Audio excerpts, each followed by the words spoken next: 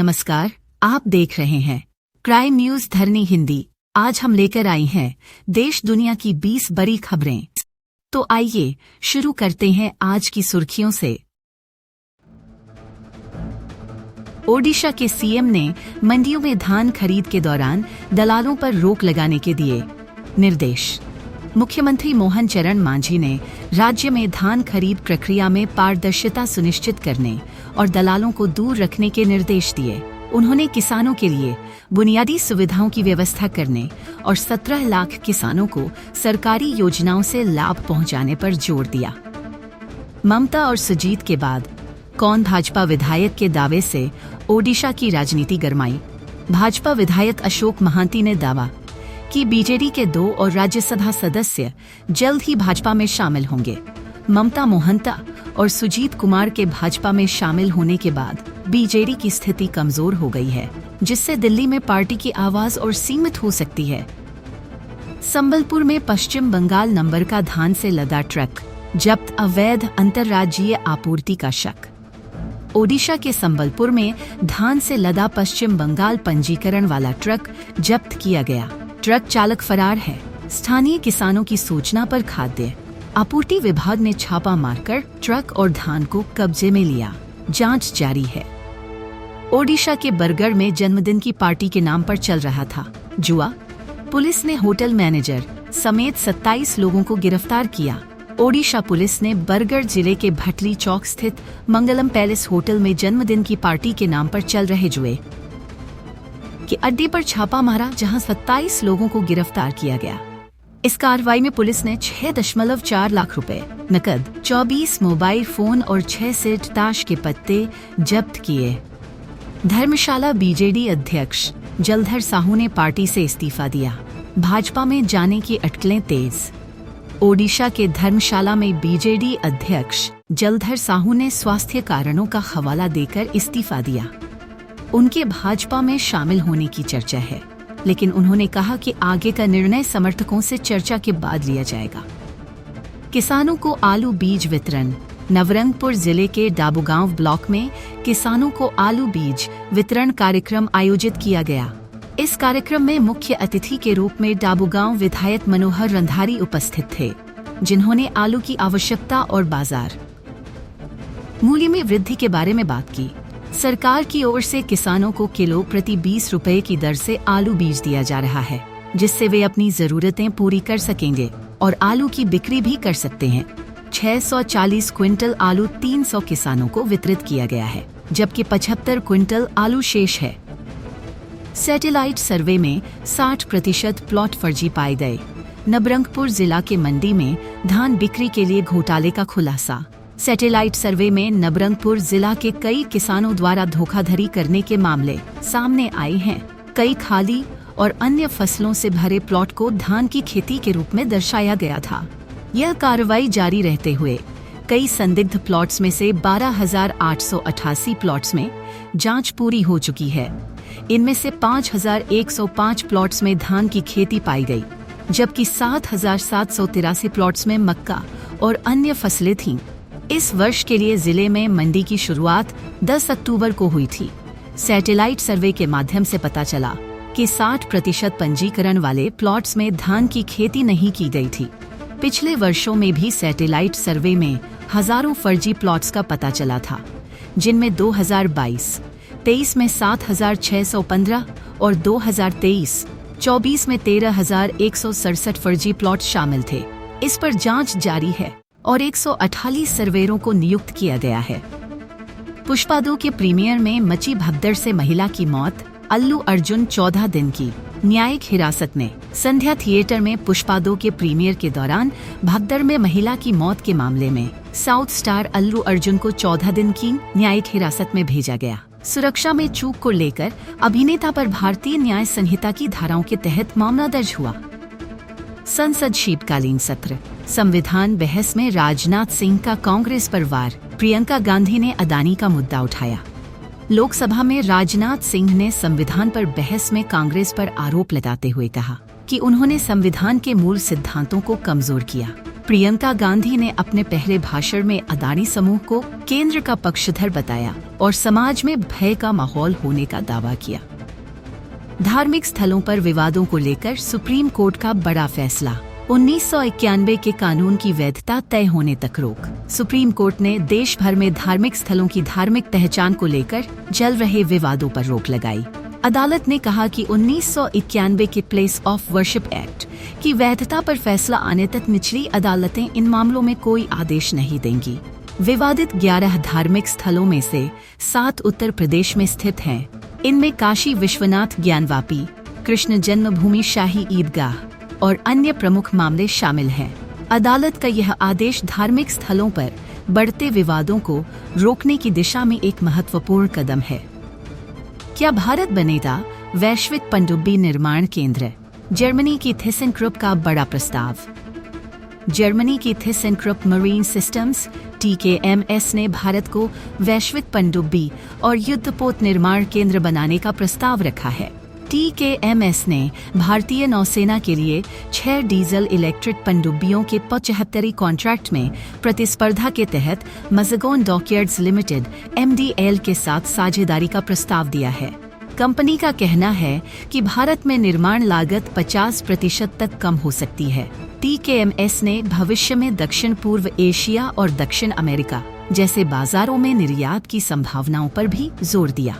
इस प्रोजेक्ट से भारत में नौसैनिक निर्माण क्षेत्र को नई दिशा मिल सकती है, जिससे रोजगार और तकनीकी विकास को बढ़ावा मिलेगा। पश्चिम बंगाल भाजपा का राम मंदिर निर्माण का ऐलान, TMC विधायक का बाबरी मस्जिद जैसे मस्जिद का प्रस्ताव। पश्चिम बंगाल के मुर्शिदाबाद जिले के बहरामपुर में भाजपा ने 2025 जनवरी से राम मंदिर निर्माण की घोषणा की है, जो अयोध्या में राम मंदिर उद्घाटन की पहली वर्षगांठ पर शुरू होगा। वहीं कुछ दिन पहले TMC विधायक हुमायूं कबीर ने बाबरी मस्जिद जैसी मस्जिद बनाने का प्रस्ताव दिया था। TMC ने कबीर के बयान को व्यक्तिगत राय करार दिया और पार्टी से असंबद्ध बताया। भाजपा ने कबीर के बयान की आलोचना की और कहा कि बंगाल में कोई भी मस्जिद या मंदिर बनाने के लिए स्वतंत्र है, लेकिन TMC द्वारा फैलाए जा रहे घृणा के आरोप लगाए। रूस ने यूक्रेन पर 93 मिसाइलों का प्रक्षेपण किया। यूक्रेनी राष्ट्रपति जेलेंस्की ने किया हमले की निंदा। रूस ने यूक्रेन की ऊर्जा संरचनाओं पर 93 मिसाइलें और लगभग 200 ड्रोन छोड़े, जिसमें एक उत्तर कोरियाई मिसाइल भी शामिल थी। यूक्रेनी राष्ट्रपति जेलेंस्की ने इस हमले को निंदा करते हुए अंतर्राष्ट्रीय समुदाय से रूस के खिलाफ कड़ी सजा और वायु रक्षा सहायता बढ़ाने की अपील की। यूक्रेनी वायु रक्षा प्रणालियों ने बड़ी संख्या में मिसाइलों को नष्ट किया, लेकिन जेलेंस्की ने चेतावनी दी कि केवल मजबूत सैन्य कार्रवाई ही इस युद्ध को समाप्त कर सकती है। रूस ने यूक्रेन द्वारा अमेरिकी हथियारों का इस्तेमाल करने के जवाब में यह हमला किया। रिपोर्ट के मुताबिक ट्रंप ने ईरान के परमाणु हथियार बनाने से रोकने के लिए सैन्य हमलों पर विचार किया। अमेरिकी राष्ट्रपति निर्वाचित डोनाल्ड ट्रंप ईरान को परमाणु हथियार बनाने से रोकने के लिए विकल्पों पर विचार कर रहे हैं, जिसमें संभावित वायु हमले भी शामिल हैं। रिपोर्ट के अनुसार ट्रंप ईरान के परमाणु कार्यक्रम को रोकने के लिए एक मैक्सिमम प्रेशर 2 योजना पर काम कर रहे हैं, जिसमें सैन्य बलों की तैनाती और इजराइल को बंकर बस्टिंग बमों की बिक्री शामिल हो सकती है। ट्रंप का लक्ष्य ईरान के परमाणु बम के निर्माण को रोकना है, लेकिन वह युद्ध से बचने की कोशिश करेंगे, विशेष रूप से ऐसी स्थिति में जिसमें अमेरिकी सैनिक शामिल हों। 2023 में 86 भारतीयों पर विदेशों में हमले, US, UK और कनाडा में अधिकांश हमले। केंद्र सरकार ने संसद में जानकारी दी कि 2023 में 86 भारतीय नागरिकों पर विदेशों में हमले हुए, जिनमें से 12 हमले अमेरिका, 10 कनाडा, 10 ब्रिटेन और 10 सऊदी अरब में हुए। विदेश मंत्रालय के राज्य मंत्री कीर्ति वर्धन सिंह ने बताया कि भारतीय नागरिकों की सुरक्षा सरकार की सर्वोच्च प्राथमिकता है और इन घटनाओं को संबंधित देशों के अधिकारियों के साथ उठाया जाता है, ताकि उचित जांच हो और अपराधियों को सजा मिले।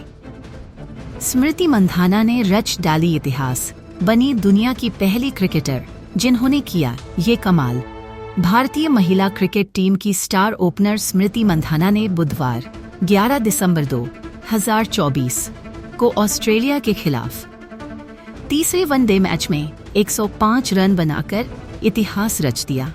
उन्होंने एक कैलेंडर वर्ष में 4 ओडी शतक लगाने वाली दुनिया की पहली महिला क्रिकेटर बनने का रिकॉर्ड बनाया।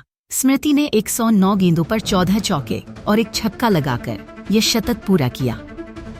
अंतरिक्ष अन्वेषण का नया पर्यावरणीय खतरा, पृथ्वी के जलवायु पर बढ़ती प्रभाव। जैसे जैसे अंतरिक्ष अन्वेषण नई ऊंचाइयों तक पहुंच रहा है, एक नया पर्यावरणीय खतरा सामने आ रहा है। विशेषज्ञों का कहना है कि रॉकेट लॉन्च और उपग्रह निर्माण का जलवायु पर गहरा असर पड़ रहा है। जबकि अंतरिक्ष यात्रा की रोमांचकता बढ़ रही है, इस उद्योग के जलवायु प्रभाव को तत्काल ध्यान देने की आवश्यकता है। रॉकेट प्रक्षेपण से निकलने वाले काले कार्बन और उपग्रहों के निर्माण से होने वाले प्रदूषण से ग्लोबल वार्मिंग बढ़ने की आशंका है। इसके अलावा अंतरिक्ष खनन और उपग्रहों के पुनः प्रवेश के दौरान होने वाली प्रदूषण वृद्धि पृथ्वी की जलवायु को प्रभावित कर सकती है। इसरो का अलर्ट, एफएल टावर के आकार का एस्टेरॉयड 2029 में पृथ्वी से टकरा सकता है। एस्टेरॉयड अपोफिस, जो एक शहर को नष्ट करने की क्षमता रखता है, 13 अप्रैल 2029 को पृथ्वी के बेहद करीब से गुजरने वाला है। यह एस्टेरॉयड 32,000 किलोमीटर की दूरी पर पृथ्वी से अब तक रिकॉर्ड की गई किसी भी एस्टेरॉयड के सबसे करीब होगा। इसरो के अध्यक्ष एस सोमनाथ ने इस खगोलीय खतरे की चेतावनी दी है, क्योंकि अपोफिस का आकार विशाल है और इसका पृथ्वी पर भयंकर प्रभाव हो सकता है। वैश्विक वैज्ञानिक समुदाय इस आपदा से बचने के लिए ग्रहों की रक्षा उपायों पर काम कर रहा है और इसरो के नेट्रा नेटवर्क के साथ नासा और एसा भी इसके रास्ते पर नजर बनाए हुए हैं। नेस्ले के फैसले के बाद स्विट्जरलैंड ने भारत के साथ डबल टैक्सेशन अवॉइडेंस एग्रीमेंट डटा में MFN क्लॉज को निलंबित किया। ईफ्ता समझौते के तहत $100 बिलियन के निवेश पर असर। स्विट्जरलैंड ने भारत के साथ 1994 में हुए डबल टैक्सेशन अवॉइडेंस एग्रीमेंट डा के MFN क्लॉज को निलंबित कर दिया है। इस कदम के परिणाम स्वरूप स्विट्जरलैंड में भारतीय कंपनियों पर उच्च टैक्स लगने की संभावना बढ़ सकती है। यह निर्णय भारतीय सुप्रीम कोर्ट के फैसले के बाद लिया गया, जिसमें कहा गया था कि डिटा को तब तक लागू नहीं किया जा सकता जब तक इसे इनकम टैक्स एक्ट के तहत अधिसूचित न किया जाए। इस फैसले से स्विस कंपनियों जैसे कि नेस्ले को डिविडेंड्स पर उच्च कर का सामना करना पड़ सकता है और 2025 से भारत में स्विस निवेश, जो कि एफ्टा समझौते के तहत $100 बिलियन तक हो सकता है, प्रभावित हो सकता है। सेबी का प्रस्ताव, रिटेल निवेशकों को स्वयं द्वारा विकसित अल्गो का पंजीकरण कराना, अनिवार्य अल्गो प्रदाताओं को एक्सचेंजों से पंजीकरण। भारतीय बाजार नियामक सेबी ने रिटेल निवेशकों के लिए एल्गोरिदमिक ट्रेडिंग को सुगम बनाने के लिए नया ढांचा प्रस्तावित किया है। इसके तहत रिटेल निवेशकों को अपने स्वयं द्वारा विकसित अल्गो को एक्सचेंजों के माध्यम से अपने ब्रोकर के जरिए पंजीकृत कराना होगा, जबकि अल्गो प्रदाताओं को एक्सचेंजों में पंजीकरण कराना होगा। 13 दिसंबर को जारी किए गए परामर्श पत्र में सेबी ने कहा कि यह कदम अल्गो ट्रेडिंग के बढ़ते प्रभाव और रिटेल निवेशकों की बढ़ती मांग को ध्यान में रखते हुए उठाया गया है। नया नियम निवेशकों के हित और बाजार की पारदर्शिता बनाए रखने के लिए जरूरी है। तो ये थीं आज की 20 बड़ी खबरें। जुड़े रहिए प्राइम न्यूज धरनी हिंदी के साथ। नमस्कार।